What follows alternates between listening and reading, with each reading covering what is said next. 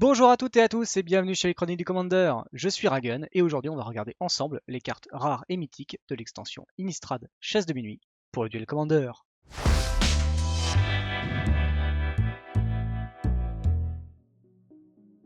Avant de parler du top de l'extension, je voulais vous annoncer que la chaîne organise pour ses 5 ans d'existence un live de 24 heures qui se déroulera début octobre avec plein de lots tout au long du stream. Le planning arrivera fin septembre, mais attendez-vous à du très lourd sur la programmation et sur les dotations que vous pourrez espérer obtenir. Avec Belgarion et Doku, on souhaitait faire quelque chose d'assez gros pour vous remercier tous et toutes de nous suivre et de soutenir la chaîne. Que ça soit sur les réseaux sociaux Facebook et Twitter, venir discuter avec nous sur le Discord pour parler du Commander en général, mais aussi bien sûr en vous abonnant à la chaîne YouTube et Twitch. On s'est dit qu'il fallait marquer le coup cette année et c'est pourquoi l'idée d'un live de 24 heures est venue d'elle-même. N'hésitez pas d'ailleurs à rejoindre nos différentes plateformes pour suivre nos annonces, nos lives et nos vidéos. Ça ne peut que nous motiver davantage pour vous proposer toujours plus de contenu sur le Commander dans le futur.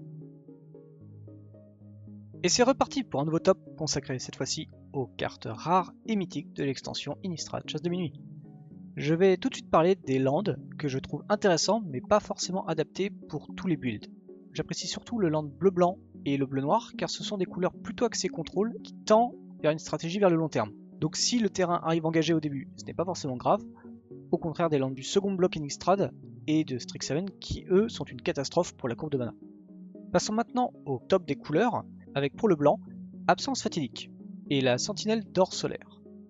Très bonne gestion pour la première carte, du moins pour gérer les arpenteurs. La carte se retrouvera facilement dans les jeux non noirs ou non rouges qui peinent à se débarrasser des arpenteurs adverses. L'indice est ennuyeux mais la value est tellement grande que c'est un moindre mal. La Sentinelle est une énième gestion de cimetière mais avec un excellent body pour son coup de mana.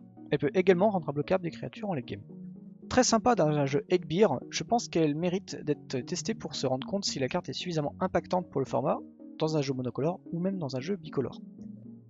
En bleu, j'aime beaucoup Déluge de Réminiscence pour son clin d'œil à Fouille Temporelle et à Féofiction. La carte est vraiment belle et puissante. Je pense qu'elle est un petit peu lente pour le format, mais si jamais celui-ci venait à se ralentir, la carte trouverait facilement une maison en monocolore et en bicolore contrôle.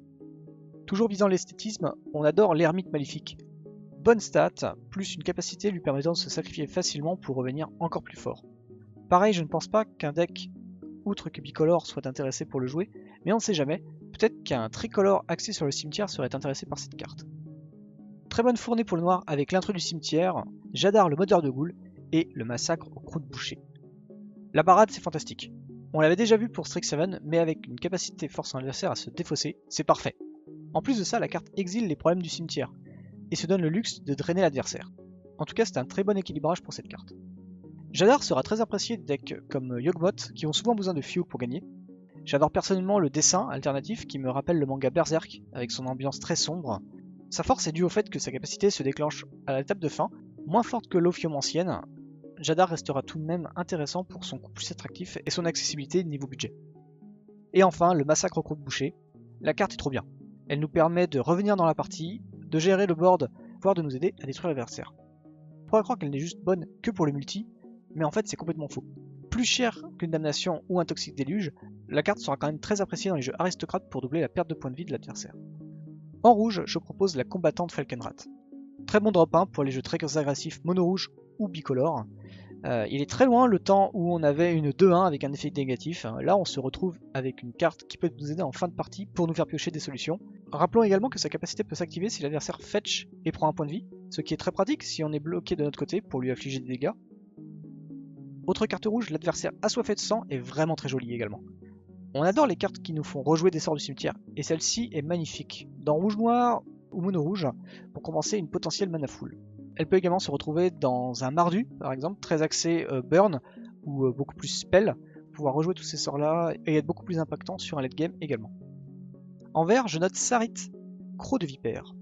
La carte est super forte, pour pouvoir augmenter sa réserve de mana en doublant des coffres de la coterie par exemple, mais elle permet surtout dans un deck Izan de pouvoir le détaper et de continuer sa boucle plus facilement. On a également l'Augure de l'Automne, qui est une très bonne bête pour Azusa, qui profitera très bien de sa capacité à jouer des terrains depuis le dessus de notre bibliothèque. La concurrence sera rude néanmoins, car la coursière de Crufix occupe déjà cette place et elle est défensivement nettement meilleure. En multicolore, j'aime bien le Cathare Brutal, Auto-Win dans Winota. C'est la carte qu'on souhaite dans le deck. Elle se tutorise sur le trigger de Winota. Quand elle est retournée en mode loup-garou et perd son type humain, il permet d'ajouter un trigger supplémentaire au général.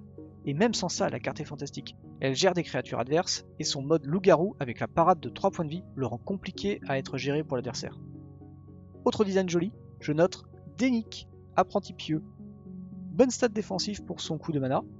Il bloquera les stratégies cimetières comme Ogak ou Kroxa, et son lien de vie nous sauve un petit peu de mono rouge, ou en tout cas nous achète du temps.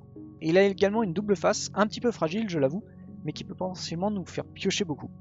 La carte est compliquée à évaluer car peu de decks bleu-blanc perf en ce moment pour diverses raisons, mais peut-être que l'ajout de cette carte changera la donne dans le futur.